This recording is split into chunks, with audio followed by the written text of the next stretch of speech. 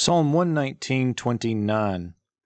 Derech sheker haser mimeni, vetoratecha choneni. At the beginning, we get the construct package derech sheker, which would be the way of deceit.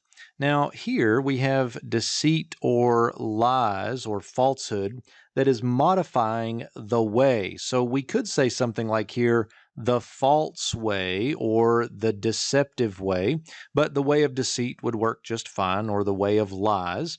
Next, we have the verbal here, which is the root sur. Now, we have a hifil imperative of the root sur, which is to turn aside.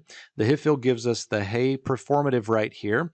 And we get the E vowel because that imperative 2ms in the hifil is one of our jive forms. So remember, we get these sere forms, the jussive in the hifil, the imperative 2ms, the infinitive absolute, and the vav consecutive all get an E vowel. So call these the jive forms.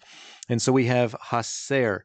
This would be turn aside. So the way of deceit, turn aside from me. Here's our min preposition with a 1cs suffix. And remember, when this happens, the min preposition will reduplicate. So we get something like min minni, and those noons all assimilate as these dagesh fortes. So we end up with mimeni. Next, we get the vav conjunctive with toratecha.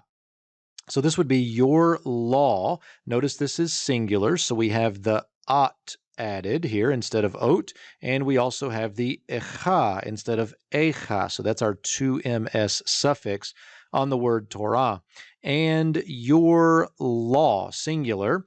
Next, we get the call form of the verb here, and the verbal root is chanan. Chanan, to be gracious or to show favor. We get here the 1cs suffix, and this is a choneni. That is a kametz hatuf based on where the accent is.